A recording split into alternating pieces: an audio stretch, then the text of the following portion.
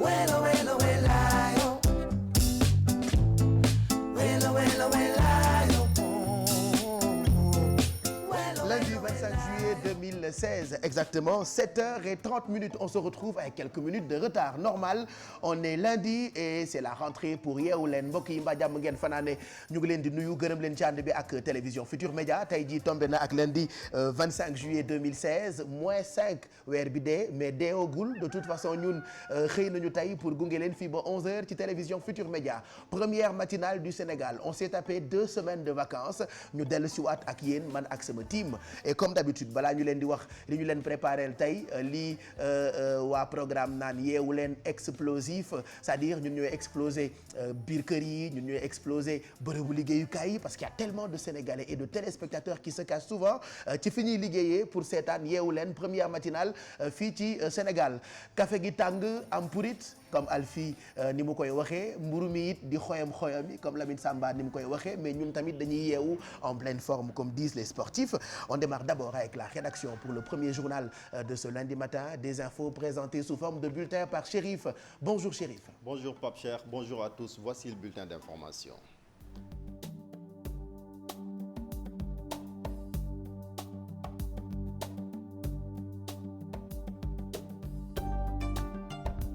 Une fois n'est pas coutume, on démarre avec de la lutte avec frappe pour reparler du deuxième revers de Yahya Diop Yékini. 4 ans après le premier, le chef de file de l'écurie Ndakaaru a été battu hier par Lac de Guiers numéro 2. Il rate du coup son comeback dans l'arène. Le combat s'est déroulé hier au stade Demba Diop. Vous avez pu le suivre en direct sur les antennes de la télévision Futur Média. Nous y reviendrons dans nos éditions de la journée. Éducation à Thiès, plus de 5000 enfants ont effectué les épreuves des examens de l'entrée en 6e et du certificat d'études élémentaires sans leur pièce d'état civil. Un phénomène qui inquiète les autorités académiques. Celles-ci tirent la sonnette d'alarme. Mon cher Anta Diop Sey la tire.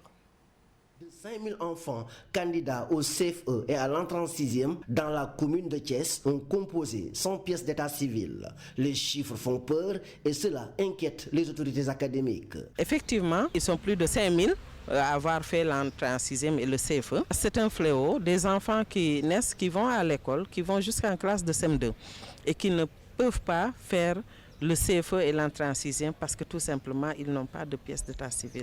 Il a fallu la diligence des autorités académiques pour que ces enfants aillent se présenter aux différents examens en attendant de fournir les pièces requises. Depuis l'année dernière, nous faisons composer des élèves parce que quand même c'était inadmissible et intolérable de rencontrer le regard d'un enfant qui de la classe de CI jusqu'en classe de CM2, il n'était pas au courant et un beau jour on lui dit tu ne pourras pas faire ton examen, il va être désemparé. Effectivement, ce n'est pas de sa faute et c'est pourquoi depuis l'année dernière, nous prenons des initiatives pour faire composer ces enfants-là. C'est pourquoi, au-delà de cet appel, l'inspectrice d'académie de Thiès propose des sanctions aux parents fautifs. Cela soit éradiqué. Des enfants qu'on laisse grandir sans pièce d'état civil, c'est ne pas reconnaître cet enfant-là et ça ce n'est pas bon pour notre système, ce n'est pas bon pour notre nation. Que les parents soient sensibilisés et puis même rendre pénal cet acte-là parce que ce n'est pas juste. Force est de constater que le phénomène ne cesse de prendre de l'ampleur. Les associations de quartier sont impliquées dans la recherche de solutions.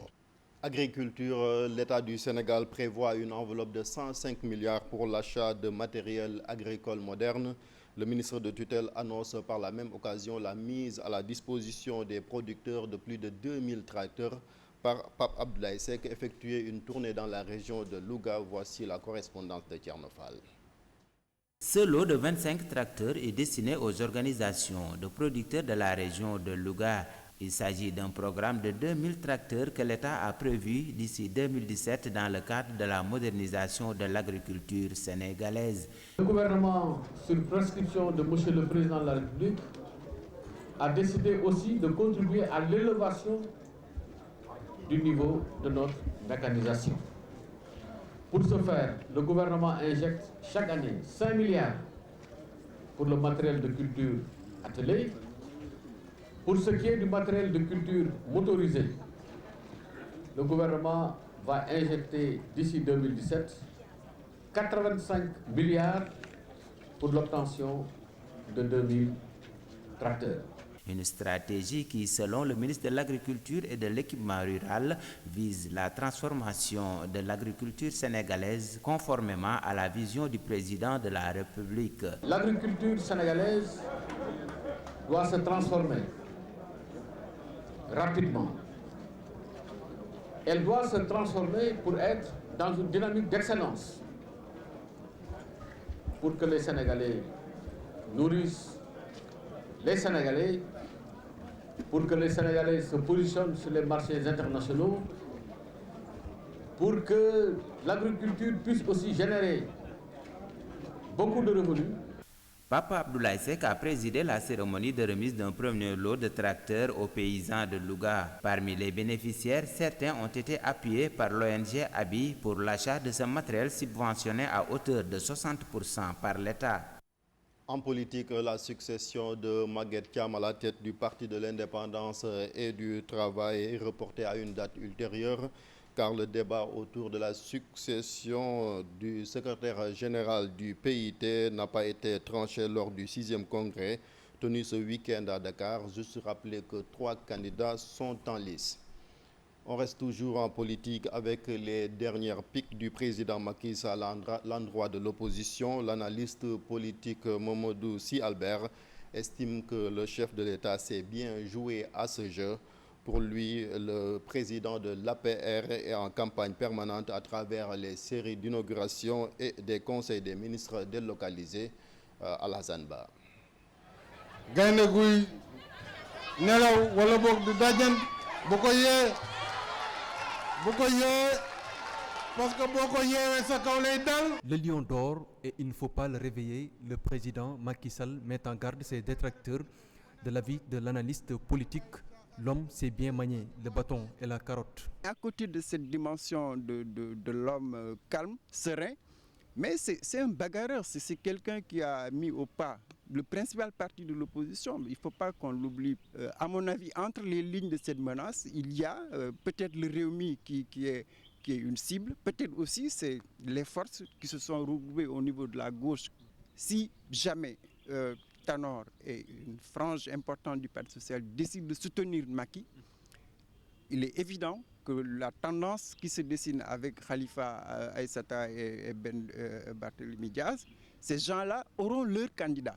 Des inaugurations et conseils des ministres délocalisés qualifiés de campagne déguisée. L'heure de la descente sur le terrain n'a pas encore sonné, semble dire le président.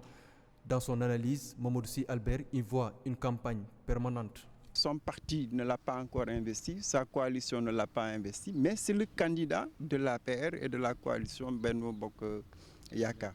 Donc de ce point de vue-là, même les conseils interministériels délocalisés, même les conseils ministériels délocalisés prennent nécessairement une dimension politique. On le voit à travers toutes les régions. Maintenant, l'intelligence de Macky, c'est il a une couverture. C'est-à-dire que c'est le gouvernement qui se déplace en entier. Autre fait, tous les grands investissements publics sont inaugurés par le chef de l'État. Et de ce point de vue-là, la dimension économique, elle ne peut pas cacher la dimension politique. L'opposition est avertie, le chef de file de l'APR est déjà sur le pied de guerre. L'ambassadeur du Sénégal à Paris condamne les attentats de Nice perpétrés par des gens qui se réclament au nom de l'islam. Selon Bassirou Sène, ceux qui commettent ces actes ne maîtrisent rien de l'islam. Il souligne par la même occasion que le modèle islamique sénégalais peut servir d'exemple. Nous l'écoutons au micro de notre correspondant à Paris, Ibrahima Kamara. Le terrorisme est un phénomène aujourd'hui récurrent dans le monde, mais Dieu peut nous en préserver tant que nous nous réunirons dans des situations comme ça, dans des cercles de ce genre où nous parlons de Dieu, où nous parlons de l'amour entre humains. Parce que la vie, c'est le plus important des droits. Dès qu'on vous prive de votre vie, vous n'avez plus d'autres droits. C'est la dignité, c'est l'honneur. La vie est tout. Donc quand quelqu'un prend l'initiative d'exploser une bombe dans une enceinte et de tuer 20 à 40 personnes, c'est qu'il ne maîtrise rien. S'il dit qu'il fait ça au nom de l'islam, non. L'islam n'a jamais dit ça. Donc nous devons être fiers de nous retrouver dans des enceintes comme ça. ça nous permet de nous connaître. On a entendu le discours de M. Ba.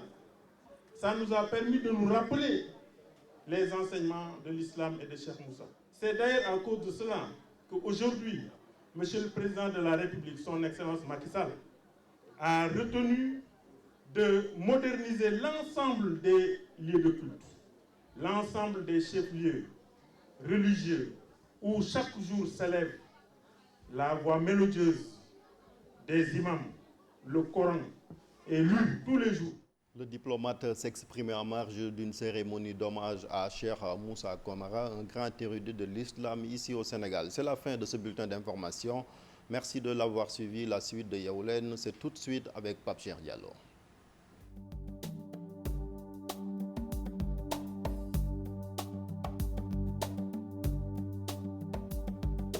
Merci Chérif, c'était le premier journal de ce lundi matin, premier jour, mën nañu ko tuddee ouverture ou je ne sais pas trop, premier jour d'école pour team bu Yeewu Leen. Nous remercions toute cette grande rédaction qui vous donne rendez-vous tous les matins, 7h premier journal bi en français, 8h di nga dellu siwaat pour beneen journal ci wolof nga ñu koy présenté fii léegi ay minutes itam di nga ñu gindi ci yéen a kaay yeeg seen i xët. En tout cas rien n'a presque changé comme d'habitude noonu lañ leen di yeewee ci télévision Futur Média. 7h42 mooy doog a jot. On va vous proposer tout de suite un point sur la météo ngeen mën a xam jaww ji naka la xëyee ak ñun tey ji ci suba gi. Jant bi nag fenk na ca fajar boori 6h51. Découvrons cette carte du ciel. Gis ngeen mu ngi noonu ñu won leen ko ngeen mën a bàyyi xel ci température yi. Waa météo ñu ngi ñuy xamal ni daanaka nawet bi dugg si na bu baax ndax bëri na ci ay dëkk yu bëri yoo xam ne ni mën nañu taw mais taw bi dafay dem ci ñoom la ñu tuddee intermittence.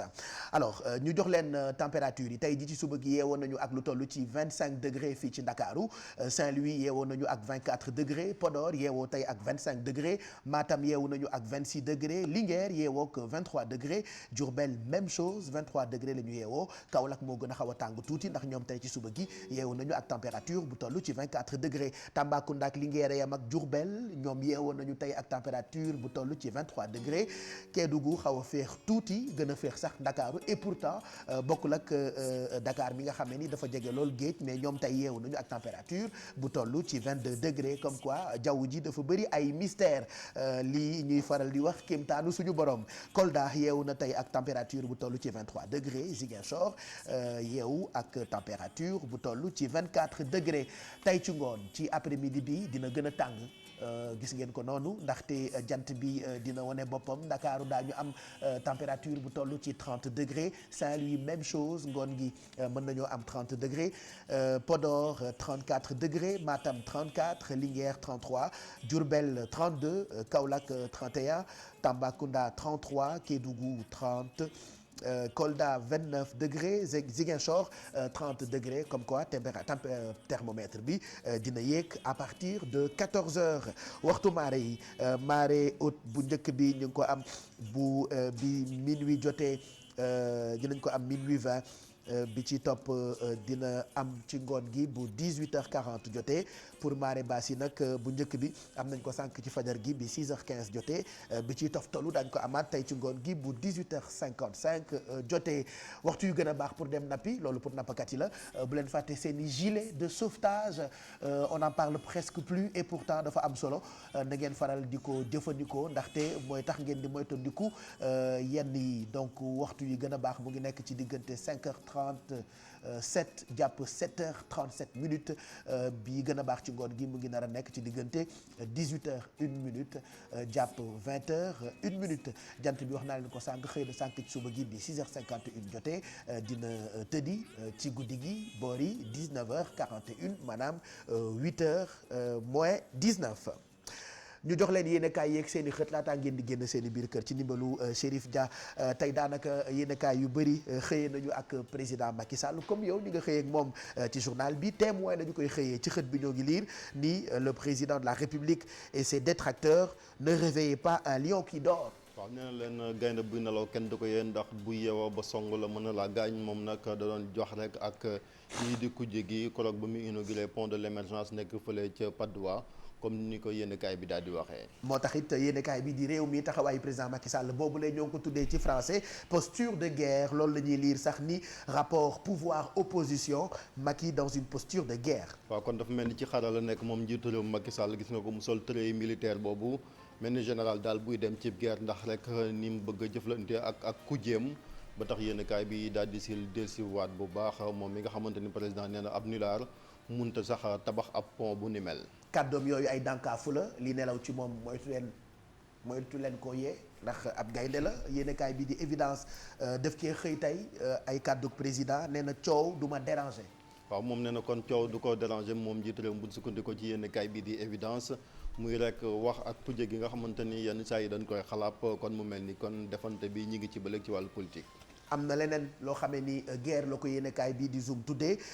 muy coow li nekk ci diggante Ousmane Tanor Dieng ak Khalifa Sall yéenekaay bi di ñu xamal ni chronique d'une sale guerre entre Tanor et Khalifa. waaw kon dafa mel ni daal defante bi moom diggante kii di maire Ndakaaru ak tamit kii jiite parti socialiste moom ma ngay wéy yéenekaay bi nag nee na Ousmane Tanor Dieng moom programme bi nga xamante ni ci atum 2012 ba léegi moom la samp nu ni mel la. li muy fàttali it dellusiwaat na ci mooy meeting bi nga xamante ni tere woon nañ ko keroog ci samedi te ñu waroon ko amal fële ca Médina. xaaf wala Khalifa moom sax la yéenekaay bi di populaire xëyee tey ci xëtam ñoo ngi lire ci français Khalifa privé de meeting Macky fait son show. waaw Khalifa Sall dafa waroon a amal meeting ci rek ñi nga xamante ñooy waa union départementale bu parti socialiste fii ko fële ca Médina la Bamba Fall moo ko doon organiser ñu tere ko préfet bi moo jël boobee dogal ci jamono jooju ñun président Macky Sall mi ngi doon def show mu fële ca Patte d'Oie ba mu inauguré pont bi comme ni ñu ko waxee sànq. Direct Info xëy na tey ak inauguration pont bi ñu tuddee pont de l'émergence Macky efface les derniers vestiges du parti socialiste. waaw dafa mel ni ci wàllu infrastructure yu jumtukaay yu ni jëfandikoo moom loolu moo fa desewoon parti socialiste di pont Sénégal 92 ñu daal di koy daaneel mu màbb ñu tabax fa pont bu bees muy pont Sénégal 92 ba tax na kon yéenekaay bi di Direct Info daal di ci del si fàttali ñu ko. Libération xëy nag mbir mi nga xam ne ma nga xewee ci diggante Dakar ak Nouakchott jëm ci coow yi ñu tuddee terrorisme wala djihadisme cellule bi tudd Abou Youssouf yéenekaay baa ngi ñu xamal ni dañu ko encercler. waaw kon wër nañ ko ndomb boobee cellule nga xamante ni ci jëf ju ñaaw ci la nekkee ba tax na sax boobee terroriste buñ sukkandikoo ci yéenekaay bi moom dañ ko daal di extradé maanaam jëlee ko foofu ca Mauritanie indi ko fi ci Sénégal ndax ab terroriste la buñ doon jot ne mën naa def ñaawteef ci kaaraange nag lañ ko amalee daal dinañ koy déglu toll ci juróomi waxtu buñ sukkandikoo ba léegi ci yéenekaay bi. Quotidien moom tey dafa xëy ak combat wu démb bi Yékini lutte ex-roi rate son retour Yékini dans le lac. waaw ay jeu de mots la kon dafa mel ni daal Yékini moom daal dinay suux rek ci lac de guerre bi nga xamante ni démb daan na ko retour bi nga xamante ni ñi ngi ko doon xaar moom Yékini daal di koy raté nga gis photo yi noonu ak image yi nga xamante ni yéenekaay bi fàttali ñu ko Yékini daal di daanu ci suuf. yéenekaay bi di laas ci xëtam wane na càmbar gi mu càmbar parcours dem si yàlla Baba Touré. Baba Touré di kàng foore ci wàllu football kon yéenekaay bi daal di ñu koy fàttali moom mi nga xamante ni génn àdduna ko rek samedi ci guddi. mi ngi fàttali ni ku magoon la ci wàllu Jeanne d'Arc de Dakar ndax coup franc fu mu ko daa teg bu ko dóoree ci camp yi la jëm fàttali ñu beneen anecdote muy njiitu réew Macky Sall fans la woon ci Baba Touré ndax moo ko daa fompal ay godaasam bu ñu sukkandikoo ci yéenekaay bi di laas. yow liir nga ko de. bon topp nga journal bi de en tout cas c'est une triste nouvelle et puis bi ñu ko yéegee ñun ñëpp dañu koo naqarlu d'ailleurs Mamadou Ndiaye mu ngi ci plateau bi Ndiaye ñu ngi lay nuyu am na loo préparé woon ci Baba Touré moom mi nga xamee ni daanaka légende la ci wàllu football fii ci Sénégal. waaw Pape Cheikh gannaaw mooy téléspectateur di rafetlu bu baax dellu si yeewu leen ci beneen saison bi comme ni ñu ko waxee rek Pape Cheikh Baba Touré comme ni démb bi ñuy déglu Père Laye Diaw ñun seetaan nañu ko mu football mais daf ñu expliquer compareel ñu ko ak ki ñuy seetaan muy football muy Kalilou Fadiga ndax nee na Baba Touré nekk na koo xamante ni moo nekk Fadiga bu gën a yéex un Fadiga lent mu ne tamit mu nekk Fadiga boo xam moo koo xamante ni moo ëpp technique ñaari yoon kii di Kalidou Fadiga mu nekk benn perte comme ni ñu ko waxee ci monde football koo xamante ni fi mu doon représenté football ak waa Jeanne d'Arc de Dakar di fàttali ni ci atu 1980 moo joxoon waa Jeanne d'Arc de Dakar ñii di finalu coupe du Sénégal mu nekk benn penalty boo xam ni Père Laye Diop mi ñu koy nettali démb benn def ko dóor arbitre bi ne ko da nga koy dóoraat mu dóoraat ko dugalaat ko ok dóoraat ko la def waaw ñaari yoon la ko dóor benn bi daf ko dóor dugal ko arbitre bi ne da ngay retiré waat mu dóoraat ko dugal ko d'accord mu nekkoon benn but 1-0 devant Casa Sport boo xam ne waa GIA daan nañu gagné finale coupe du Sénégal boobu. mu nekk koo xamante ni ñu ngi koy jaale képp koo xam moo nekk ci monde football fii ci Sénégal. di ko jaale it njabootam. jeex na Chérif defe naa am nga temps pour noppalu tuuti 7h50 moo jot 8h pile da ngay dellu si waat ci plateau bi pour journal wolof bi ngërëm ñeel encore rédaction bu télévision Futur Média et puis fàttaliwaat leen ni l'observateur mooy quotidien bu njëkk fii ci Sénégal tey wan nañu leen xëtam xam naa bu ngeen teelee génn di ngeen ko mën a am comme ça ngeen mën ko lire laata muy jeex Alfie bonjour elle est là li ma naqari mooy ñi may laaj Alfie dañoo bëri mais mu ngi fi moom mooy xale buzz quoi. waaw Baye Cheikh. na nga def loolu yëpp nekk ko. naka suba si. ñu ngi nii rek Pape Cheikh. nam la xam naa maa ngi yow ñoo bokk jàngoro. ah ouais ndax ginnaaw bi ma nuyoo Pape Cheikh nuyu nit ñi seetaan quand même kontaan trop di leen retrouver fii ci yeewu leen donc ñoo bokk feebar rek Pape fu ma tourné ana Pape Cheikh. oui mais da ngay prononcer léegi Alfie. oui xam nga rek Pape na ma gars yi baal nag ndax changement dafa am. c'est grave tey la ouverture. waaw passé nañu. mais jarul ay prononcé. fi mu nekk nii moom jarul roulage de air. ma ne na ma gars yi xaar feneen Pape ndax lépp ay changé maa la wax li. ndeysaan d'accord. et comme ouverture je dis des classes. souvent télé boo fi ñëw fukki baaraam ngay indi boo fi moom defee ñaari weer am moom 200 baaraam léegi mu ngi 2500 baaraam. fi mu nekk nii yokku na sax Pape yokku na mais namoon naa la. alors tradition la ci yeewu leen bi surtout ci waañ bi. lundi bi yu oyof. waaw yu oyof tout à l'heure dinañu am salade bu oyof boo xamante ni mën nañu koo balayage quoi. waaw comme d'habitude xam nga rek balayage bi da ciy baax. en plus Pape xam nga ñu ngi ci été. te fi mu nekk nii recette fraîcheur yi day génn. xam nga plein de couleurs recette ensoleillée. beaucoup de fruits et légumes parce que lu ñu ci lekk du doy Pape lu ci mel ni notamment ay salade parce que baax na ci tàngaay bi. soo ko lekkee du la encombré di nga ko teel a digérer. te dinañ andi ay xeetu salade yoo xamante ni ku ci nekk di nga ko mën a réaliser. sa kër ak li nga am. wala li nga amul sa poche Pape di nga ko mën a defar donc tey dañuy defar benn boo xamante ni salade de riz fraîcheur lay nekk moo xam ne benn salade boo xam ne dañ ciy def ceeb dina am crevette am persil am yeneen bagage yoo xam ne dina ci dem Pape ci kanam rek ak les beurre sofia dinañ leen wax nan lañ koy réaliser incha allah. jeex na kon ce sera pour tout à l'heure et puis dans quelques minutes dinañ la fekk tam ci jardin wu yeewu leen parce que xam ngeen ni gym bi fajar gu jot dañ leen koy proposer par exemple lundi dañuy ànd Aqua Olympic Club ñu ngi def seen ay échauffement ci biti bu ko defee ñu mën a noddanti suñu ay nor dinañu waxtaane itam liggéey ak Kia Aïdara Job comme chaque lundi elle est là toute fraîche bonjour Kia. Bonjour Pape Cheikh. Oui, comment allez-vous? Très bien, merci et vous? Alors ci kanam Job. alors ci kanam Pape Cheikh dañuy waxtaanee emploi job alors Pape Cheikh boobu ba léegi nag gëj nañ fi te CV yi gëj na jàll dinañ tànn ñaari CV jàllale ko plus une offre d'emploi assez intéressante pour képp koo xam ne da nga def formation dans le domaine esthétique mën nga toog xaar mën na la intéresser et puis on va parler d'orientation Pape Cheikh xale yaa ngi door am bac d'accord le choix de la formation est très très important c'est le choix du prochain métier du futur métier donc c'est très important nga xam naka ngay def ba daal di tànn et puis il faut que ñu concentrer wu ci même si c'est les vacances actuellement xale yi réussir ci examen yi sànni nañu këyit yi parce que dañu bëgg a féex mais écoute le temps qui compte est toujours compté il faut nit ci xam ko exactement vu que ñu ci bëri am nañu retard même ci année scolaire bi donc un mois je dirais même 15 jours yoo xam ne war nañ ko mën a enjoy bu ko weesoo ils doivent s'atteler dès maintenant à trouver la bonne école je dirais pour leur futur métier. Voilà. Ce sera pour tout à l'heure. Donc ci kanam lay nekk ak Kia Aïdara c'est vrai que c'est les vacances xam nga vacances moom bu jotee dañuy namm ay plage dañuy namm féexlu alors ñun tam dinañu dox ci mouvance su vacances rappeler ni di ngeen am ay affaires yu am solo yoo xamante ni dinañ dund daanaka été bi mais teewul itam comme ni ma koy faral di waxee yeewu leen ñaar la ñuy boole yi jëriñ ak yi bégale et puis Alfie dama la bëgg a tendance parce que dama am ko xam ni bi may jógee États-Unis daf ma toppaale voilà yow xamoon nga ni dinaa la tendance yow xam nga kay xamoon loolu leeroon na ma moom désormais jigéen bu ma sonal rek moom laa lay moom dama lay boole ak moom moom baa wax nga ko samay kii moom xam na ma moom xool ko ni mu toll ma woo léew rek elle rejoint l'équipe de Yeewu Leen man maa ko ëndaale maa ko jëlee Amérique xanaa déggul wolof moom non déggul dara laaj ko anglais kon bu la neexee nga jëw ko mën nañ ko jëw ci kanam nañ ko jëw yow ki yaa yow nañ ko jëw waaw nañ ko jëw moom ay rasta la def wala lu mu def noonu def naa ay rasta la def de doy na rek Alfi waaw billaay ki yaa fi mu nekk nii moom jigéen ñi moom doy na moom ak simisu vaxam nii plateau yëpp jigéen la naa def ça va naa def ñëpp a ngi ci jàmm noonu nuyoo rek. Aïcha présenté wul yaay kan yow dañ doon nuyoo man maay Alfi nag rakku Baab bàyyi seex sës ci moom rek. waaw te di ko rëkk. te du ma ko rëkk. moom xam nga mooy kan ci man. ah yow yaay kan yow nga xam moom mooy kan mais moom man xawuma ko mooy ça veut dire xanaa ku bees la dafay présenté wu léegi nii elle va se présenter tout de suite ci yow. ok na ngeen def. maa ngi tudd Mame Diarra Diop. damaa ñëw fii pour ñu xeex xale yi fi nekk. ñu xeex xale voilà ñu xeex leen. loolu la ñu waxante woon non. man jàmm rek laa sekk. mais loolu la ñu waxante woon yow jaar. affaire xeex non non.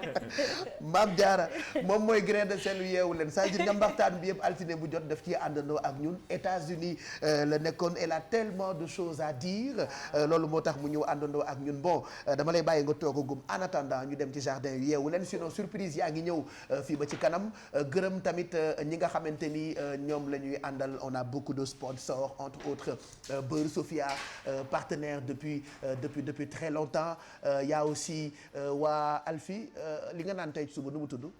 à part Sofia punch nga naan. waaw bu orange bi. dégg naa punch dafa bëri vitamine. nga gisoo ni maa ndeg punch. waaw da ngaa punché. et en plus y a rien de tel nga yeewu def sa café bu tàng wala nga ndekki sa ndekki bu baax pare teg ci sa butéelu punch y a rien de tel donc punch itam moom la ñuy àndal ci yeewu leen bi y a aussi Tigo alors Tigo xam nga léegi dañoo dem ba Sénégal kii yaa xam nga ci dara ku fi neex sax ñu ne da ngaa Tigo ku fi riis sax ñu ne da ngaa Tigo nu mu gën a oyofee sax Papa Doudou ñu ne la beginning ga da ngaa Tigo alors Tigo aussi partenaire de toujours moom tamit mu ngi leen di nuyu di leen ñaanal bëccëg bu neex ci télévision Futur Média on a d'autres sponsors yoo xamante ni ñoom dañuy àndandoo ak ñun bokk na ci Lobo Gaz Mame Diarra alors Lobo Gaz Mame Diarra itam mu ngi leen di ñaanal bëccëg bu neex ci télévision Futur Média xam ngeen ni gaz boo ko jëndee yenn saa yi nga énervé dem liggéeyi soxna si wala gaz bi jeex na nga stressé alors grâce ak Lobo Gaz Mame Diarra di ngeen am sakkan bu doy waar ci gaz yi nga xamante ni moom la ñuy toggee ci biir kër yi voilà en gros ñoom la ñu àndal bokk na ci itam Poste Cash alors Poste Cash itam mu ngi leen di ñaanal bëccëg bu neex ci télévision Futur Média xam ngeen ni Poste Cash carte boobule carte visa la bu dee da nga am doom par exemple bu nekk bitim réew mën nga ko jox di ko jaarale xaalis bi ci carte boobule nga xam ne ni carte Poste Cash la ba pare njëriñam defe naa bëri na mën ngeen ko fekk ci bépp bureau de poste wala distributeur agréé yu poste donc ñoom la ñu àndal ci yeewu leen bi bëggoon naa tegal leen woy bu ma leen bëggoon a yeewee mais il est 7h57 war nañu dem itam ci jardin wu yeewu leen pour fekk fa waa Olympique Club alors Alfi seetal ma coach Mass ndax pare na pour jox ñu exercice yi mu ñu indil tey. waa Pape ma ay kii moom. ay bagaasam. waaw. nee na ndax pare nga. naa ko nopp nañ bi yàgg. tey moom ñëw ngeen en force. waa gis nga reprise rek. nga def ndànk rek. waaw Olympique tàmbale ndànk waa Olympique. mais gën a ñoom Samba tey lan ngeen andi. waaw gym simple. gym simple dañoo jóge ci koor am na ci ñoo xam ne bañ bëgg a sport bañ ne suba la weer bi feeñ. waaw ci lañ ko def mais du ngeen xëccaale Pape Cheikh ndax moom duru na ku gëj a sport. dañ ko bàyyi rek baal rek ba ci kanam. ñu bala muy ñàkk naa ko baal ba ci kanam. waaw parce que fi mu ne fii ci biti tàng na moom. jërëjëf Alfi. donc kon ñu bàyyi leen ngeen dem ak exercice yi. jërëjëf ba ci kanam incha allah pour gars yi ñu seetaan Samba ñëw tàmbale tey. ok voilà donc reprise d'entraînement, écarter les jambes l'avant des épaules, allonger les bras sur le plafond, tirer et relâcher. Ouvrez les bras encore, serrez, ouvrez la poitrine, restez là, inclinez pour les obliques. Voilà, on revient, on change. Les étirements avant entraînement doivent être rapides, durée de 8 secondes. Joignez les deux mains derrière, ouvrez la poitrine, poussez vers le bas. Voilà. Ok, maintenant place aux jambes. Inclinez vers la gauche, tendez la jambe droite, hanche en arrière. Ok, changez de côté. Voilà, toujours commencer par les étirements. Important en début de séance. Aujourd'hui, nous allons faire un entraînement basique. Ok, basé sur des mouvements simples, aérobiques. Avec moi et Samba. Ok, première partie, deuxième partie avec Samba. Ok, c'est bon. Musique DJ. Nous allons commencer par le catch. Basique. Préparer les dossiers à l'époque pour les séances précédentes.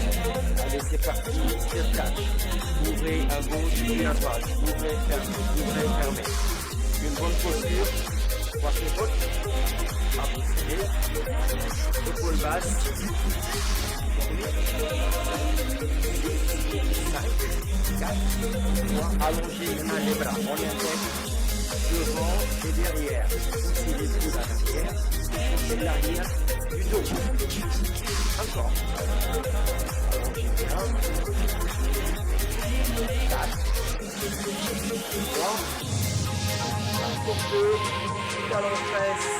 On va intégrer les talons et chercher l'arrière de la cuisse. Donc on travaille super léger. 7, 5, 4, 3, 2. On va lever maintenant les genoux. Préparez un peu les abdos, relâchez les bras dans les genoux. On s'installe. On vous fait bouger vers le bas. Maintenant, on va essayer d'intégrer les bras. Fermez l'encontre. Ouvrez. Mouvement ferme. Sangom. Mr. Mas, Mr. Samba. De retour sur les Yaoulènes. Ok, ça va chauffer. Le fils d'entraînement. 8, 7, 6, 5, 4, 3. La place à Samba pour la suite. Allez, on lance directement. Touch. Les hanches à l'arrière, vous gardez la porte pierre. Droite, gauche. Cette fois-ci, on va attaquer la taille. On est là. Coup de genou. On serre les abdos. On va travailler les obliques. À mon signal, nous allons rester sous place. Encore 4. Encore 3. Encore 2. Cette fois-ci, c'est la dernière. Allez, restez 8 fois. 8, 7, 6, 5, 4, 3, 2. Dernier 8 pour terminer. 8. On tient. 7, 6, 5, 4, 3, 2. Allez, on lâche à droite. Go. Allez, on monte. Ce qu'on a fait avec la jambe droite, on va faire avec la jambe gauche. Parfait. Allez, on monte. Un peu plus haut et vous serrez les abdos. Gardez la poitrine fière. Allez, on enchaîne. On se prépare encore pour 4. Encore 3. Encore 2. Cette fois, c'est la dernière. Allez, restez. Allez, on reste. 1, 2, 3, 4, 5, 6, 7, 8 derniers. 8, 7, 6, 5, 4, 3, 2 et 1. Allez, courez sur place. Les talons vers les fessiers. On garde la partie fière, c'est pas encore fini. Regardez bien, si vous sentez fatigué, vous restez sur les options. Les genoux sont là, on monte, on descend, parfait. À mon signal, on va aller un peu plus loin. Allez, on se prépare. Et si vous êtes prêts, les gars, 4, 3, 2, un peu plus haut, les talons vers les fessiers. Les bras en coureur. Bon. Allez, les amis, on a presque fini. Restez accrochés. Bon. Encore une autre termine. 8, 7, 6, 5, 4, 3, last move. Parfait. Allez, ouais, les hanches à l'arrière. Vous déplacez avec la pointe des pieds, on ne pose pas les talons au sol. Allez, on est là. Parfait. Si vous sentez fatigué, vous pouvez rester là. C'est ça les options. Allez, on est là. On termine. Les 16 derniers. On va aller faire un peu plus d'intensité. Est-ce que vous êtes prêts, les gars? Yes. Allez, on décale les bras. Les 2, 8. Allez, on tient. Wow. À mon signal, là, c'est la finale. Allez, encore 8. Dernier 8. 8, plus bas. 7, 6, 5, 4, 3, 2. Allez, on est là. Calme les yeux maintenant. Allez, on va passer effectivement à l'étirement à mort. Ok, c'est bien, ça va. Merci. Vous avez assuré la deuxième partie. Super. Merci. Ok, les amis. On n'a que 10 minutes. Donc, on s'étire. Ok, un peu plus de temps maintenant pour les étirements après séance. On va durer de 20 à 30 secondes. Ouvrez la poitrine. il y a le cœur qui s'emballe. Ça se voit que le ramadan a fait ses effets. Donc c'est normal. La reprise est toujours difficile, mais néanmoins, gardez toujours un travail d'endurance, un travail léger, ok, pour préparer tout le corps à l'effort. Allongez les bras devant, ok, rentrez le bassin, la tête entre les deux bras, étirez le dos, ok, décalez la jambe gauche, ouvrez le pied, on descend pour l'intérieur de la cuisse, gardez la poitrine haute, ok. On descend encore maintenant une rotation. Ouvrez l'entrejambe. Ok, pour les fléchisseurs des hanches. Ok, c'est bien, on change. Ouvrez, même principe, de face, en bas. De face d'abord, voilà. Ok, ensuite de profil. On ouvre, on serre bien les fessiers pour protéger le bas du dos. Ok. Maintenant, dans la même lancée, ok, on va étirer le quadriceps, genou face au sol, serrer les fesses pour le bassin, poitrine haute. Donc je pense que pour quelques séances, on va travailler que d'endurance, préparer le cœur, préparer les muscles. Merci Mas, merci Samba. Merci Ngom. Merci Ngom. non donc kon pare lu ñu mën a retenir rapidement ci li ngeen def léegi. waaw boo toogee di yàgg dafa sport. dafa sport à chaque fois reprise bi donc da ngay préparer li ñu naan da ngay def li ñu naan préparation physique générale du corps. donc boo ñëwee doo ñëw rek dem delloo ko ci intention bu nekkoon. mën naa sabab nga bàyyi sport. donc da ngay tàmbalaat ndànk-ndànk. waaw comme ni nga koy toogee rek waaw def mu baax ngay dugal ñoom salaat rek di ko def benn par benn sinon boo ñëwee daal sangandoo ko dama la nga toogaat delluwaat sa kër. d'accord ba jaaree fa bàyyi donc demain inchallah dinañu continuer même exercice voilà même Olympique Club Baye Cheikh yeewu ci Bangkok. jërëjëf ñu ngi gërëm bu baax coach Mass ak coach yi mu ànd c'est des professionnels tout le temps je vous dis dëgg la mën ngeen def sport mais idéal bi mooy ngeen dem fekki professionnels yi par exemple bu ngeen demee ci suñu ay salles partenaires Olympique Club par exemple di ngeen fa fekk ñoom Mass ñoom ñëpp a nga fa pour jox leen ay exercices yoo xamante ni mën na tax ngeen am forme sport dafa am solo 8h07 mooy doog a jot ñu bàyyi leen ak rédaction bu télévision Futur Média Chérif Dia moo ñuy présenté waat journal bi ci wolof.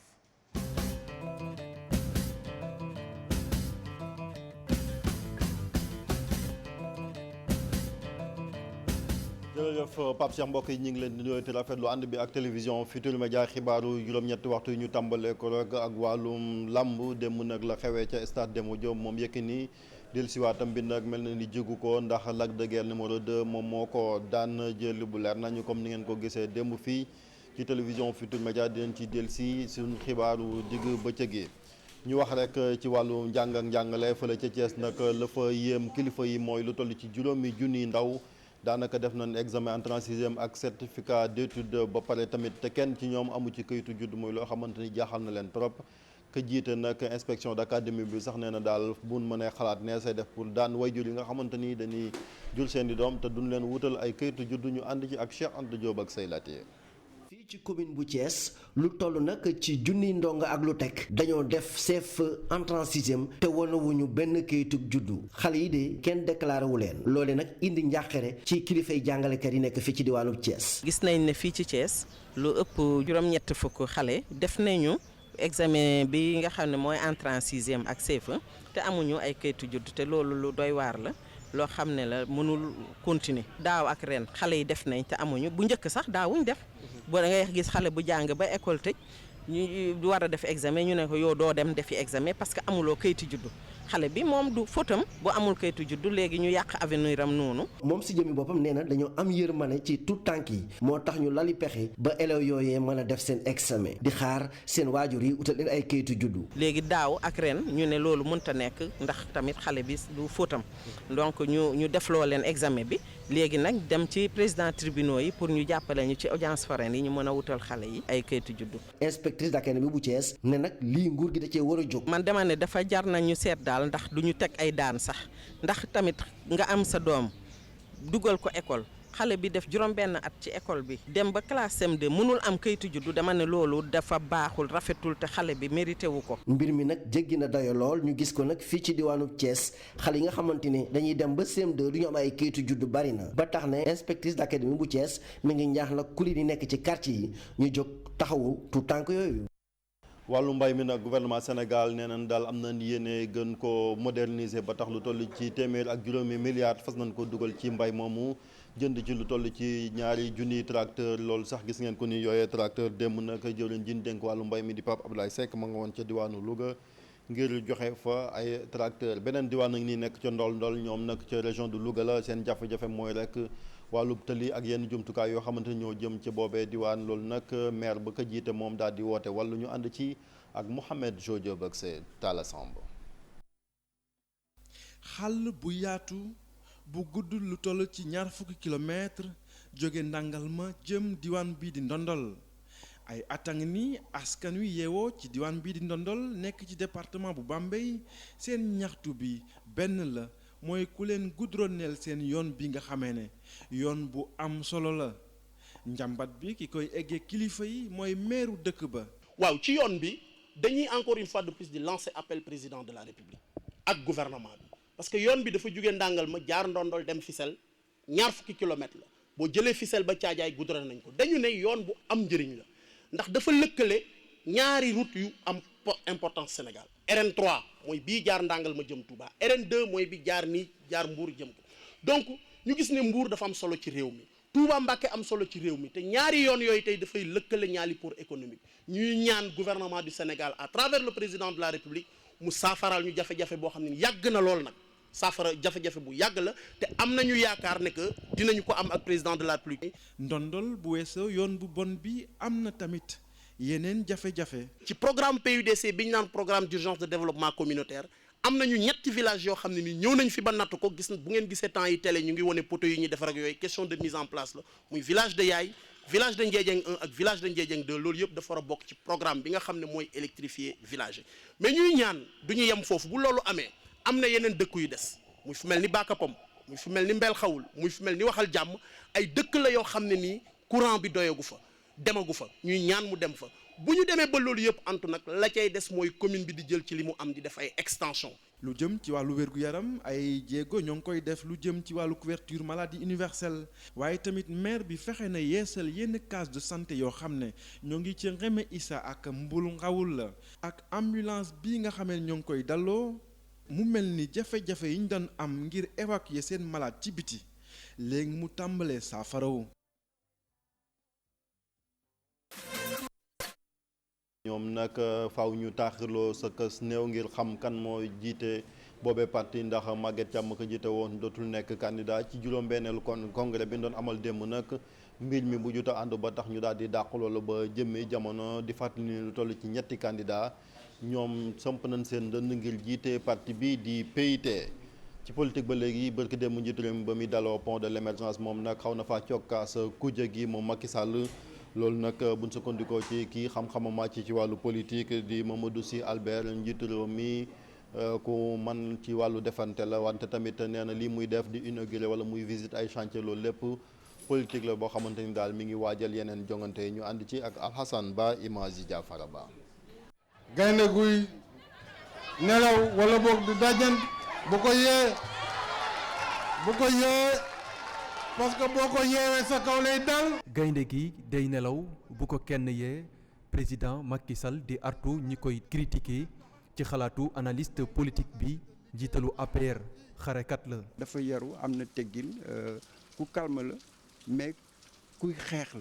dem ba daanal PDS ba PDS nangu ñëw ci dialogue malgré difficulté malgré problème li PDS am. élection législative yi yaakaar naa tey ji ñëpp ràññee nañu réew mi mooy cible APR beneen cible bi mooy lu ñuy wax parti de gauche yi parti socialiste aussi boo xoolee du yomb noonu. ay inauguration ak it conseil des ministres délocalisé ñu jàppee ko ay campagne déguisée Macky Sall jàpp ne heure wàcc ci terrain bi jotagut ci xalaatam Mamadou Albert Sy gis ne ci campagne permanente la ñu nekk.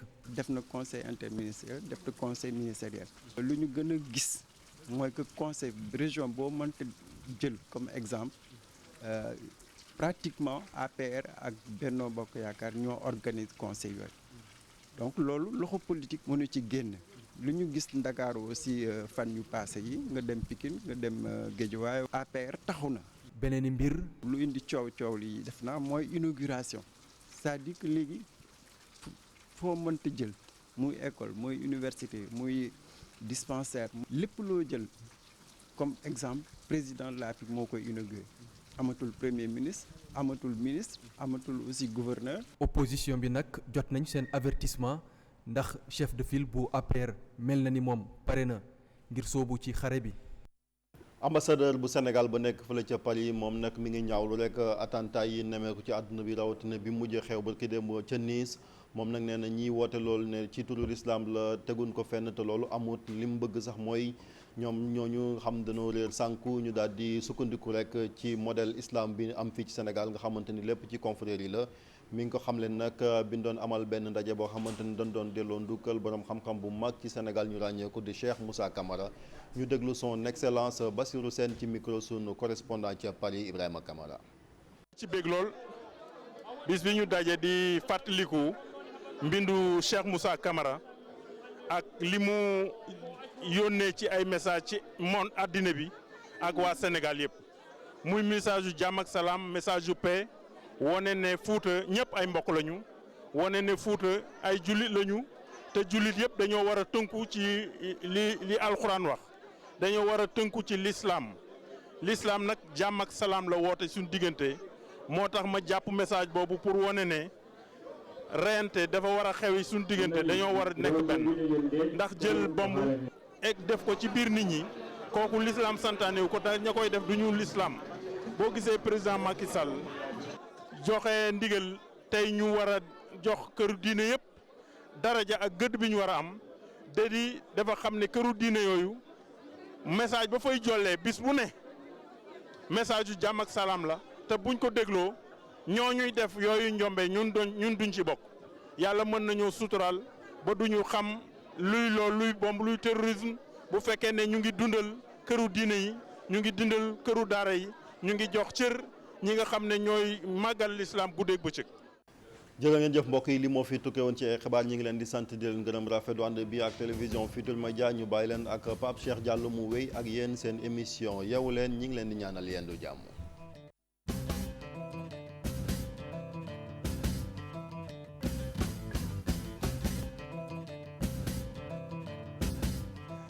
Huit heures 17 merci Chérif regardez les écrans day def éclair comme taw bi ni muy def day kii nan la tudd niir wala dënnu day dënnu waaw dafa xiin voilà xam nga xiin non xiin tu connais xiin entre nous quand même xam ngeen xiin taw xiinul taw am na ñoo xam ne xiin taw xiinul taw mais asamaan si moom écran yi dafay def comme asamaan si day xiin te du taw te boobu dafa garaaw parce que day condensé wu par exemple boo génnee ci mbedd bi asamaan si day lëndëm Pape loolu indi taw ñetti fan yooyu wax nga dëgg de parfois et puis surtout tawu week-end nee nañ tawu vendredi day dem samedi dimanche noo ko xamee miin ko rek bàyyi yow da nga mës a fekkee xiinu vendredi moom bu tawee ba vendredi prochain day tawaat ok donc hashtag bi xiin lay njëkk a nekk ci bu mel ni sunu réseaux sociaux yi comme ci hivernage bi lañ dugg nii c'est vrai hein parce que impression boobu laa am dama gis écran yi di def nii di tàkk di fay man ma comprendre pas tonton mag ci jaay maanaam yónni xelam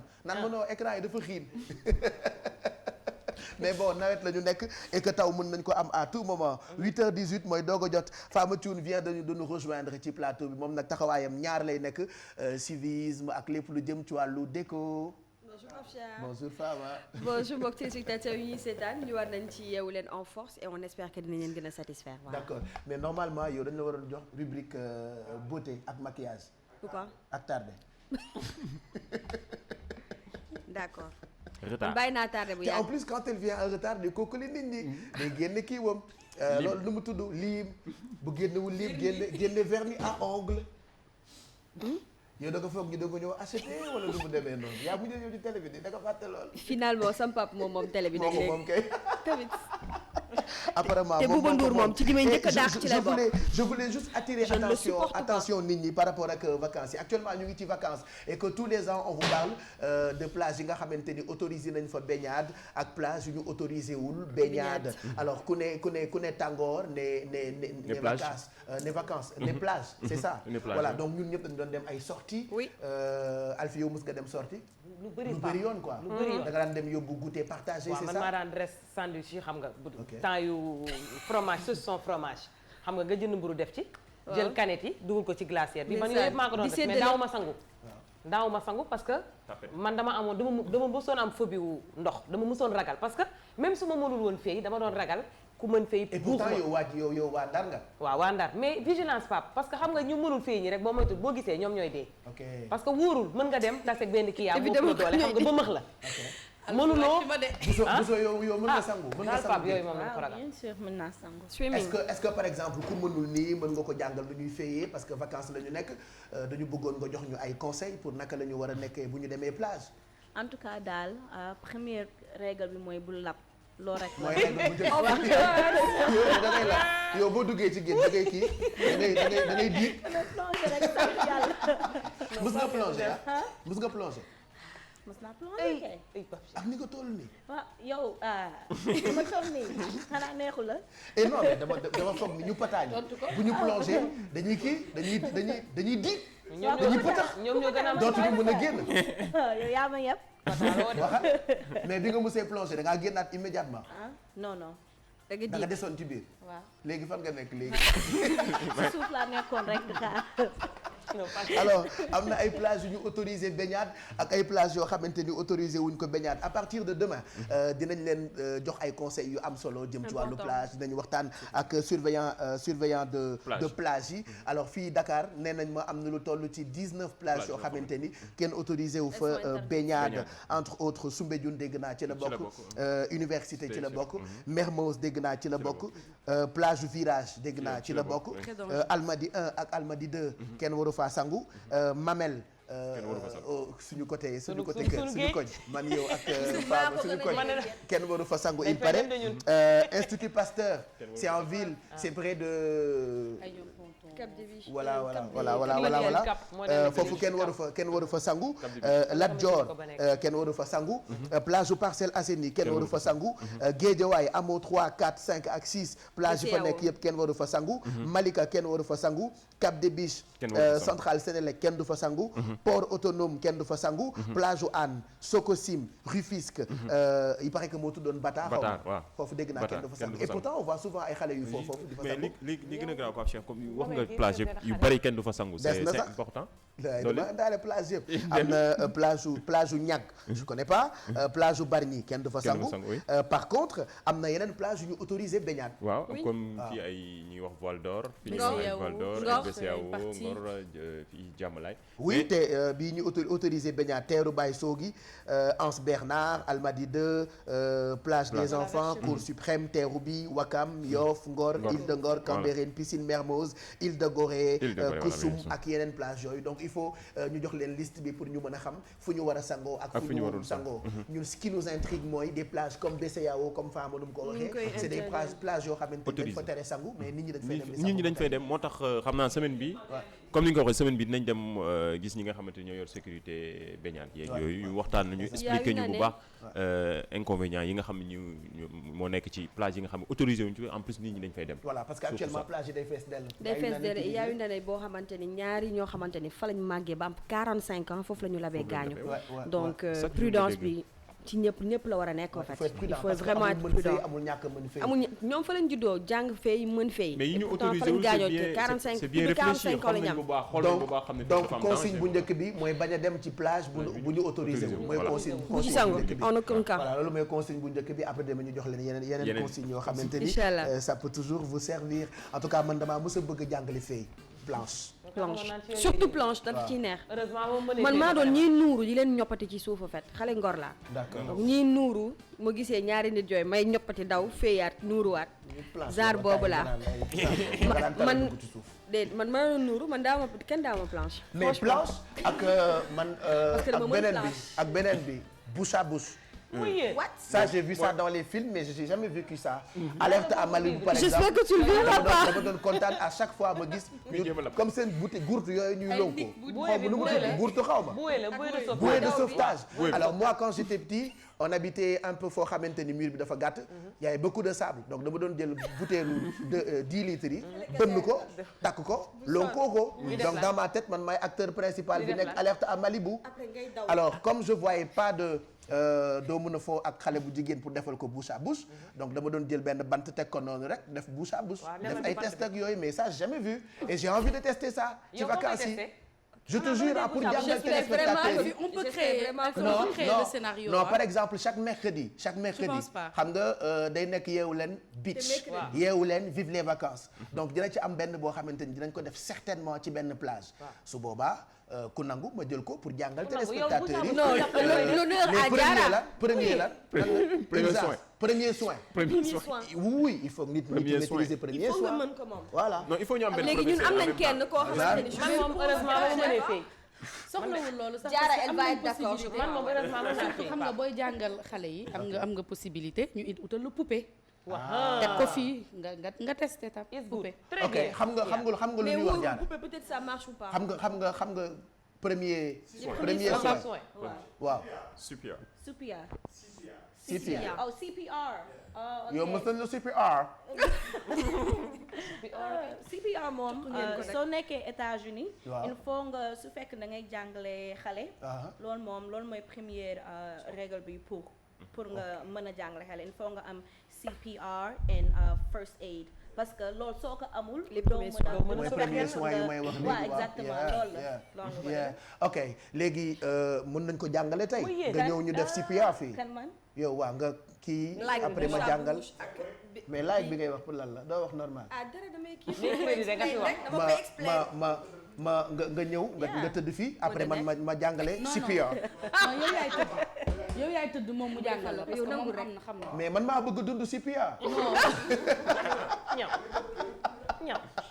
mais premier soin yi dañuy bàyyi ba mercredi parce que day nekk yeewu leen vive les vacances donc loolu moo nekkoon lu ñu leen bëggoon jox jëm ci vacances yi demain on vous amène d'autres exercices wala d'autres conseils qui peuvent servir toujours pour les vacances alors léegi dama bëgg ñu waxtaane liggéey parce que ñun dañuy waxtaane yi jëriñ ak yi dul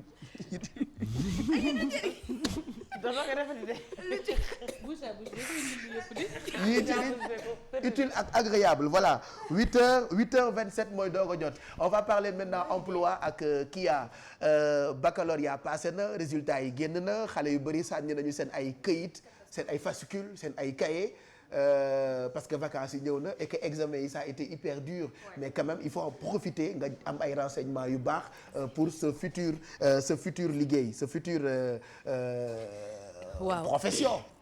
voilà Pape Cheikh c'est tellement important xam nga wax naa ko fii fan yële nee naa choix du métier du commencer après le baccalauréat boo paree troisième am BFM bay dem seconde moment boobu ngay tànn ban matière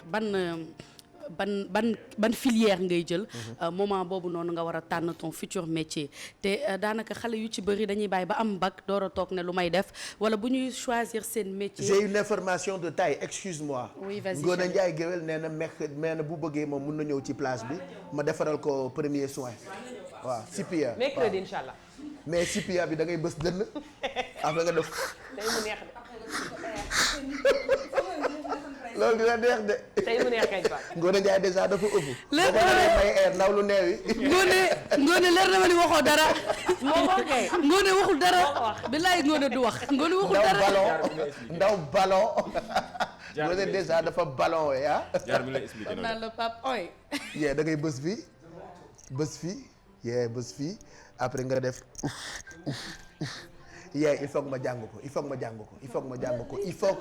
il faut waa lii du nii Pape Cheikh du nii waaw moo tax ma ne il faut que ma jàng ko xaw ma ko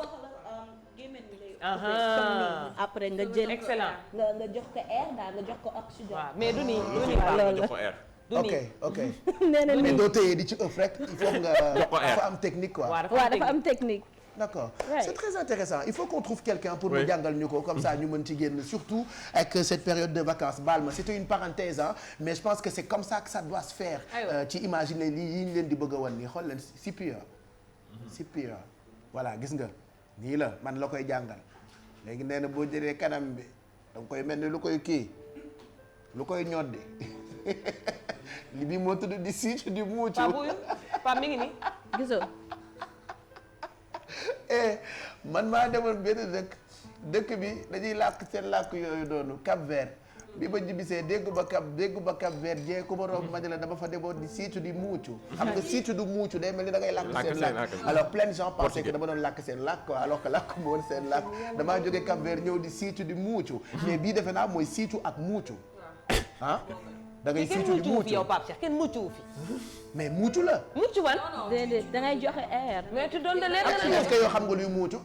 du you know muucu. muucu mooy aspiré soo ko muucee day dee. parce que il faut muucu mooy aspiré nga jox oxygène. xam na muucu de xam na muucu. nee na soo ko muucuwee day dee. yes c'est vrai. it's true. allez yaa baal ñu waaw on continue ak conseil yi nga doon jox xale yi nga xamante ni ñoo am bac actuellement.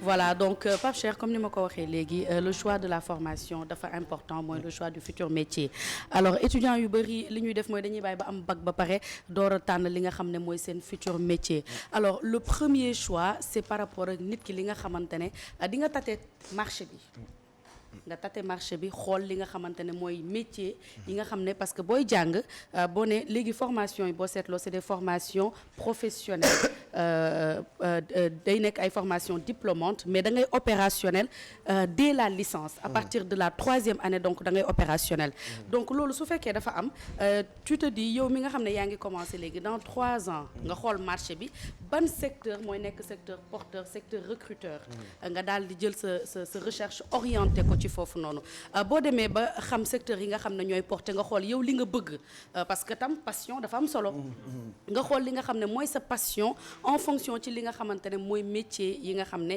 dans 3 ans booy génn sa formation di nga fekk marché bi soxla ko. da ngay jiital sa passion quoi li nga bëgg a nekk. da ngay jiital sa passion mais en même temps da ngay xool ndax sa passion parce que maa ngi koy wax Pape Cheikh am na ñu ci bëri ñoo xam ne xam nga passion yenn saa yi du dundal nitam di nga gis koo xam ne musique mooy passion te toll nañ foo xam ne musique kese wala football kese damay jël exemple ci ay footballeur football mooy seen passion ñu teel a bàyyi jàng dem football yi mais ils se rendent compte que après à la fin forcément lañ siy tekki donc ils auraient perdu ça et beaucoup de temps. ma ne tëggkat sabar laa mos a bëgg a nekk je te jure.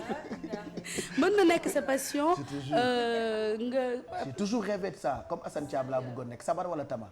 mais fii Sénégal Pape Cheikh suñu nee Sénégal am na loo xamante ne moo fiy dox. am na loo xamante ne du fi dox. ba jël ma.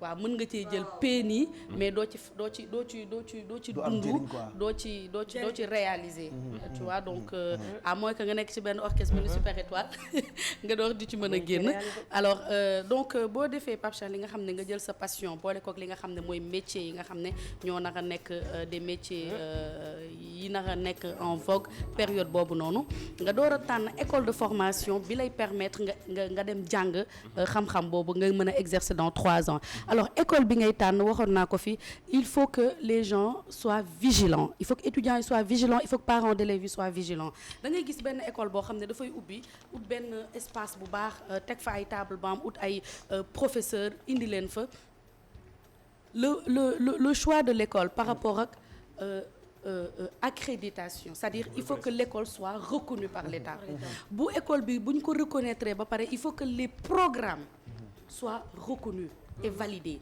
parce que école bi bu ubbee au bout d'un moment d'existence dina am ay inspecteurs yoo xam ne dañu fay ñëw saytu programme de formation bi xool ndax programme yi ak quantum horaire bi baax na bu ñu paree ci loolu ñu xool li nga xam ne mooy corps professoral bi c'est important doo jël professeur bi nga xamante ne amul pédagogie amul dara ñu ne la mu jóge fa la ñëw dugg ci classe boobu di jàngal ay étudiants yi nga xam ne yenn saa yi nit dina la jàngal nga jékki-jékki ne mais est-ce que man kii tanew ma ko avec un français et en même temps à l'élève d'enquêter xool exactement école bi ñu fay jàngale ak situation bi ci këyit est-ce que am na ay autorisation c'est important parce que di nga gis nit dina jàng Sénégal nekk ci benn école fay xaalis bu bëri au bout de 3 ans de formation mu daal di bëgg a dem def master en Europe. C'est arrivé à beaucoup d'étudiants yu jàngee Maroc yu jàngee Tunisie ça je le dis dal na ay étudiants yu bëri yu jàngee ay Maroc jàngee ay Tunisie ba ci fii Sénégal dal na ay étudiants yu Canada bëri te loolu tam yàq la dëkk yu bëri boo fa demee sa diplôme boobu noonu valable donc yàq nga xaalis da ngay mujj ñëwaat fii di ko taaba di chômer wala nga dem utaat beneen école bu baax et franchement je pense que état du Sénégal war na jóg xoolaat parce que y a un boom des écoles de formation dans l'enseignement supérieur école yi bëri na mais bay ci sa yewewu tànk balaa ngay xaar état ni mu yéexee nga jóg yow mi fay yow parent bi yaay fay mais aussi yow étudiant bi sa avenir daf ci nekk en jeu perte de temps ak perte d'argent defe naa yàlla mais Pape Cheikh xam nga yenn saa yi nga dem ñu convaincre la gëmloo la ni que école bi wan la ay agrément war la ay këyit yu leer nañ loolu yàgg nañ ko fi gis te fekk na du dëgg donc am na loo xamante ne je pense que nguuru Sénégal dañ ci war a jóg xool école yi nga xam ne dañ fi nekk boobu ba léegi amuñu benn accréditation ñu daal di leen génnee ci marché bi jël école yi nga xamante ne ñooy école yu baax yi ñu teg leen fi au-delà de ça le choix à l'université aussi c'est important Pape Cheikh bu ñu weesoo ci enseignement supérieur université boo fay dugg da ngay xool li nga xam ne en plus de ta passion Bijou Ndiaye gis nañ ko fi bëggoon na journalisme chimie la dem jàng tey peut-être mu ngi koy servir mais def na reconversion très tôt bëri na ci ay étudiants yoo xam ne dañuy choisir benn faculté dem ba ci biir def reconversion changer def leneen et puis leur dire que tam du am bac dem jàngi France rek mooy tax nga tekki bien sûr il faut que loolu génn aussi ci bopp xale yi Pape Cheikh maa ngi préparé benn jàpp ni bu ñu amee bac bu ñu demul jàngi Canada ou France même si jàng bi baax na du baax quoi donc da nga ci gis ku def année sabbatique gu ay at est-ce que xam nga man dama faama 2 secondes dama fan ñi nga xamante ne dañu dem jëli li nga xam ne mooy programme de formation yi en Europe ci ay écoles yoo xam ne fii lañ nekk Sénégal di existe depuis des années boole ko ci seen programme de formation pour étudiant bi nga xam ne day dem ba France uti benn école boo xamante ne moo koy permettre à la limite mu am benn double diplomation diplôme tubaab ak diplôme français ak diplôme sénégalais mën na ko am fii Sénégal léegi te parents yi boo seetloo boo jëlee sa doom daal di ko inscrire 3 millions def ci moom logement di nga ko ba pare da ngay bàyyi xale 18 ans la xale yi amee pak bu ñu demee foofu dañuy vulnérable facilement ñu dévier donc fii am na fi ay écoles yu baax yoo xam ne Pape di nga jël sa doom dugal ko ci ba pare mu nekk sa wet nga am le regard qu'il faut. Moi je voulais juste ajouter côté finance bi nga doon wax tout à l'heure tu sais il y a des étudiants yoo xam ne dañuy am bac bu ñuy wër seen école ci prix école bi li ñuy fay la ñuy njëkk a basé wu bala ñoo lijjanti finance bi moi je me rappelle juste ba may doog am sama bac mon premier salaire c'était 80 000 francs CFA 80 000 ci laa doon fay sama jàng fay samay transport dox ci yeneen soxla donc je pouvais pas me permettre le luxe di wër école boo xamante ne mooy loolu donc côté ok c'est bon partage avec les moom rediffusion est là dans le sang et rediffuse rek d'accord non kon c'est bon c'est ça peut-être dina jëriñ ñeneen ñi nga xamante ne ñooy fayal seen bopp seen i jàng et que xamuñu ni ñuy def anyway on est habitué à ça quoi aussi amul problème il a parfaitement raison déedéet garaawul moom am na peut-être ko fayaloon ay jàngam et cetera il n'y avait pas ce souci là jàngul wax nga dëgg non mais moi j'ai eu la chance ay nit am bourse amoon naa bourse jot naa jàng def man tamit ok bu ñaata nga amoon bu 36 000 bi wala bu ñaata nga amoon mais dama daan daw rek man école ba sax ñoo bokkoon classe bu jigi xàmme wuñ ma man maa leen di xàmme yow ñoo bokkoon classe di bon c'est pas un bon élève waaw mu doon daw jàng nag non mais papa mais xool balaa vacances yi di tar ngay perdre temps moo gën la c'est le moment jamais de voir quoi pour ñu doog def say recherche di déplacer wu di dem ci école yi di wax ak ñi nga xamante ne ñoom lañ fa teg pour wàllum orientation léegi école yi pap foo dem rek dañ fay teg kenn koo xam ne dina la mën a gindi ci li nga xam ne dina la poser ay questions di nga dem ba ci biir waxtaan boobu ci ngay découvrir réellement lan nga bëgg def donc je pense que orienter sa bopp ci c'est maintenant qu'il faut le faire et il faut bien le faire il faut le faire mais il faut bien le faire éviter di dem jàng ba ci digg bi def reconversion bàyyi études yi 2 ans perte ko dem ci beneen école defaat fa 1 an bàyyi ko dem ci beneen école donc c'est assez important ñu daal di ñuy xool bu baax a baax fi ñuy dugg par rapport ak seen futur métier Pape Cheikh. Voilà, c'est important Merci beaucoup. On a reçu aussi beaucoup de CV. Xam nga on s'est tapé 2 semaines de vacances xaw ma 15 jours yoo xamante ni ça nous a permis ñu noppalu mais ci diggante boobu jot nañu ay CV yu bëri comme quoi on dit souvent que xale yi amuñu liggéey wala amatuñu jom wala xale yi léegi caaxaan moo leen neex et pourtant bu ñu gisee CV yi ak mail yi ñuy recevoir on se rend compte que ñi bëgg liggéey ci réew mi bëri na comme li mag ñiy wax il n'y a pas de sot métier l'essentiel mooy vacances yi kenn ku ci ne na nga xam ni soxna bu teew ay nelaw du ko faj. Si vous pouvez avoir de petits métiers ça peut toujours servir comme femme ni ma koy rediffuser premier salaire am 80 000 la woon donc ci la doon profité di fay jàngam et ça a beaucoup servi et tu me l'as raconté 10 500 n'importe fois. quoi on se parle pas, tu as oublié. Voilà léegi ñu jox ñu juste quelques CV très rapidement. Voilà donc on a voilà celui de Seynabou Dia qui a eu son dernier diplôme en 2005, un diplôme universitaire de technologie en option maintenance industrielle à l'école supérieure polytechnique ESP de Dakar et sujet de mémoire choix d'une politique de maintenance pour des groupes électrogènes. Expérience professionnelle en 2016 pendant 3 mois elle a été à la représentation de l'ASECNA au service CIR unité ELB. En 2014, elle a fait 1 mois de stage au département exploitation et maintenance distribution, service maintenance spécialisé Sénélec Anne. En 2012, 3 mois au département maintenance mécanique de Sococim Industrie. 2005, 2 mois au département exploitation diesel de la centrale C4 du Cap des Biches. En 2004, elle a fait 2 mois à l'hôpital principal de Dakar en biomaintenance. Et enfin, en 2003, elle a fait 1 mois à la Sénélec, agence de la Padoie en facturation. Alors, pour contacter Seynabou sera par mail à relebou@yahoo.fr. Nous avons également le CV de Ndong Cher qui a eu son brevet de technicien supérieur en électronique en 2013 et un brevet de technicien industriel en électrotechnique en 2011. Une attestation de formation en électricité générale au niveau de l'ONFP en 2010. Concernant ses expériences professionnelles, elle a effectué un stage d'1 mois à Sigelec de Pout en août 2015. Professeur de technologie de schéma industriel et câblage automatique depuis 2012 à AFIP Thiès. Et pour ses domaines de compétences, voilà. Avant Thiès, c'était où la formation? La formation, c'était ici à Dakar, au niveau de l'ONFP. D'accord. Il a fait une formation en électricité générale. D'accord. Et il a eu son brevet de technicien supérieur en électronique en 2013. Donc, pour ses domaines de compétences, il a une maîtrise des automates programmables industriels, Logo, Zelio, S7300, DE, Siemens, maîtrise des moteurs électriques, câblage industriel, domestique et dépannage. Son email, c'est nongest@gmail.com. Une offre d'emploi, Pape Cheikh, également qui peut intéresser nos téléspectateurs. Une société de la place qui recherche une esthéticienne qualifiée avec 5 ans d'expérience dans le métier. Alors, le poste est disponible actuellement. Si vous êtes intéressé, envoyez-nous votre CV sur yehoulentfm@gmail.com. Super donc loolu CV la ak offre d'emploi. Allez-y contactez directement ki ko yónnee ça vous permettra peut-être bu ci seen wërsëg nekkee ngeen am liggéey parce que liggéey tamit wërsëg la Sénégal la ñu nekk am na yu ñu gëm mag ñi dañ ñu cee yar wërsëg la liggéey bu baax wërsëg la te yàlla moom lu mu la wërsëgalee rek ala kulli àll di nga ko jël ba ñedd ko ba ci centime bu mujj bi quoi.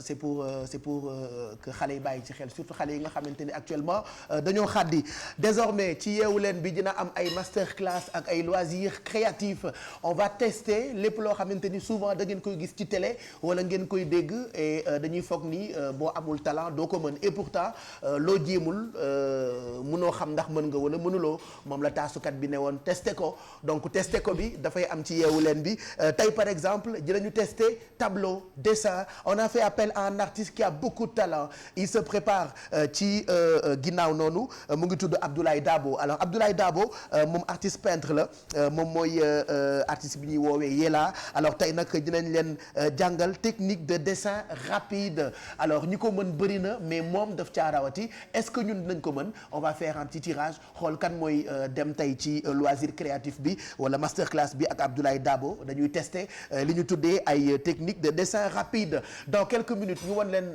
publicité yi mais en attendant daa am benn way boo xamante ni moom laa yeewoo ça nous arrive tous yeewu ci douche bi bu ñuy sangu benn way nekk suñu xel man nag way booboo nekkoon sama xel dama leen ko bëgg a tegal yéen ñëpp di ngeen ma wax ak ñiy seetaan parce que ñu ngi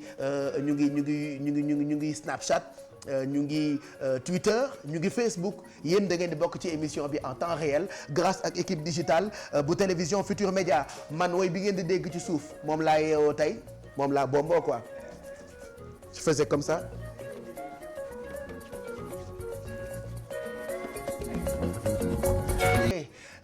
Après ñu soppi ko tuddee ko Ekankan woy bi nag ça rappelle beaucoup de souvenirs ah bul faale man moom laa sangoo tey ku nekk bëgg naa nga wax ma ban woy nga sangoo yow booy sangu des fois da ngay am benn woy bu nekk sa xel tey par exemple bu ngay sangu ban woy moo nekkoon sa xel. man en tout cas daal xam nga Souleymane Faye ci boppam daf maa neex. waaw mais xam nga woyam foo koy jëleeti. ok mais ku nekk da nga koy def. parce que man def naa saa yoo bëggee yéeg ci kaw garab bëgg ku la sànni xeer nga wàcc fayu. way naa sama way ak ni ma doon sangoo donc way bi nga sangoo tey da ngay def ak geste sangu bi ñu déglu la defal ma xool. ban way laay def parce que man su may sangu mais du may way tey bi ngay sangu. man waaw. ban way laa defoon pourtant defuma mais ma wax la ban way moo ma neex. ban la.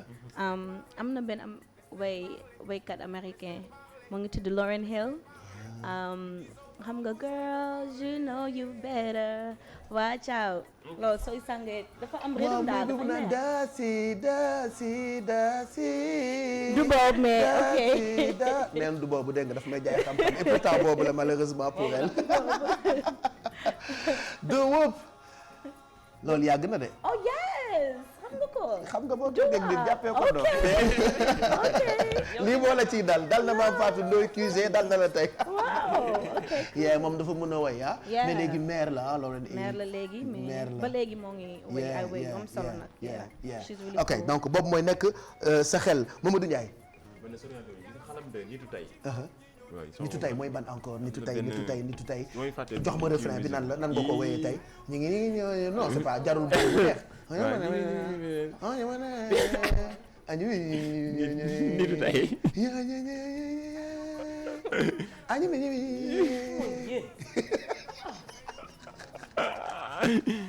xalam de bi de maa doon añ ak benn tubaab ñuy lekk yéet ma ne ko yéet jébalowul mu ne ma bu leen ko meree amul woon jot. doon nelaw mais comme dafa yéex day jël temps. mu ne ma Sénégal bu leen meree yéet est-ce que amoon na jot. Kia ban way nga way tey. songu daan Pape Cheikh. songu daan Youssou Ndour c'était dans ta tête. d'accord moom nga yeewoo moom nga way pour am pêche moom nga sangoo moom nga solo moom nga ndékkee d'accord. ci digg bi foofu laay jaar mu am xal safara duma daw Los Angeles Paris ba Rio c'est une belle chanson boobu defe naa di ko yeewoo baax na parce que dafa yokk jëm en fait bu la neexee nga fecc ko bu la neexee sax même boo ko feccul mais parole bi rek c'est-à-dire yenn saa yi nga nelaw ba loolu ñuy wax biddanti daf lay yëkkati way bi daf lay yokk jëm en fait tu as fait un bon choix Thioune moom te mu ne soo koolee parce que day sëy genre Kumba Gawlo lay jàppale évidemment kuul lay déglu ah ouais kuul rek ak geste Kumba Gawlo yi kuul noonu laa koy sangoo noonu rek ngaay mu yóbbu ma fu sori mais moom yooyu mit lan étirement yooyu muy def lan la moo ko Abdou Guité est-ce que bu ñu woyee ba pare du ñu am ay problème mu bras nu ñuy woyee toujours ah non nan la ñuy woyee non Kumba yee fait ça soo kuulee non expliquez ñu man mi nga war a jaar c'est grave hein donc yow da nga koy def comme Kumba Gawlo nii noonu laa koy sangoowee di jot ci ginnaaw bu baax mais est-ce que sëy bi jar na ko aussi def comme Kumba Gawlo di sangu daal soo kuulee sama sëy jar na sama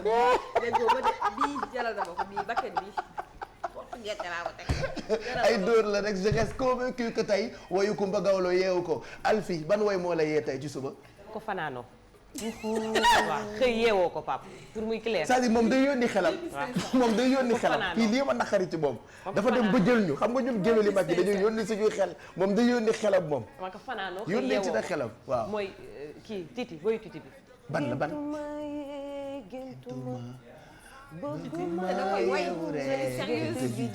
ah ouais ah ouais ah ouais xam nga ko Félix moo tax dama xëy di ko sangoo way benn bu ci nekk am na lu muy def bu leen neexee ngeen wax ñu ci Facebook bi ban way ngeen yeewoo parce que way yooyu bu ngeen ko yeewoo ça fait toujours du bien 8h50 mooy doo ko jot on se retrouve juste après cette page de pub